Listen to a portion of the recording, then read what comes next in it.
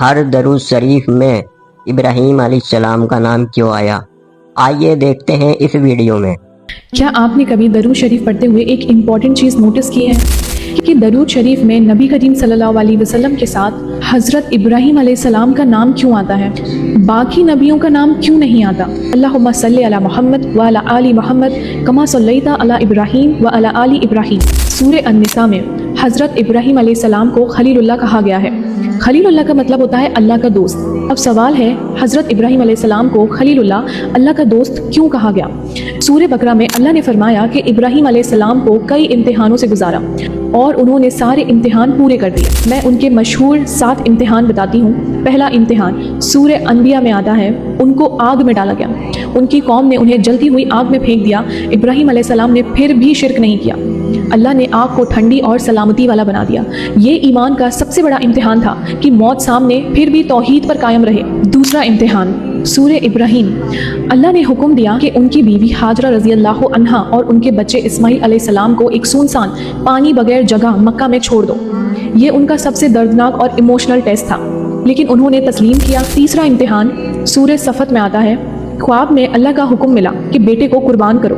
حضرت ابراہیم علیہ السلام اور ان کے بیٹے حضرت اسماعیل علیہ السلام دونوں نے تسلیم کر لیا، لیکن اللہ نے قربانی کے وقت ایک دمبا بھیج دیا۔ یہ سب سے سخت امتحان تھا کہ اپنے دل کے ٹکڑے کو اللہ کے لیے قربان کرنا۔ چوتھا امتحان سورہ مریم میں آتا ہے، پوری قوم بت پرست تھی، یعنی پتھر کی مورتیوں کی پوجا کرتی تھی۔ انہوں نے سب کے سامنے توحید کی دعوت دی، یعنی اسلام کی دعوت دی، سب سے ٹکرائے۔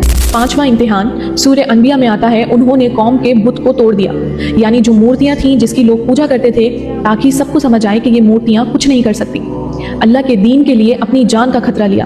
چھٹا امتحان سورہ عنکبوت، اللہ نے حکم دیا اور ابراہیم علیہ السلام نے اپنا شہر اپنا گھر چھوڑ دیا، سب سے دور آ گئے صرف اللہ کے لیے۔ ساتواں امتحان سورہ بقرہ میں آتا ہے، خانہ کعبہ اصل میں حضرت آدم علیہ السلام کے زمانے سے ہے، لیکن نوح علیہ السلام کے ٹائم پر طوفان نوح، بہت بڑا طوفان، اللہ نے عذاب بنا کر نوح علیہ السلام کی قوم پر بھیجا، جس کی وجہ سے خانہ کعبہ کا جو اسٹرکچر تھا وہ زمین کے برابر ہو گیا تھا۔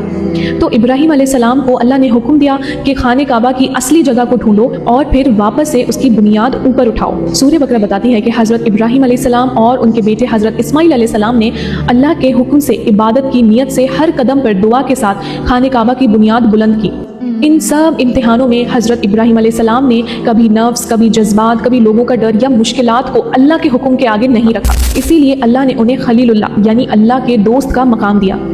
اس ویڈیو کو پلیز ضرور شیئر کریں تاکہ اور لوگ بھی حضرت ابراہیم علیہ السلام کے بارے میں معلومات حاصل کریں اور ان کی زندگی سے انسپائر ہوں۔ السلام علیکم ورحمۃ اللہ۔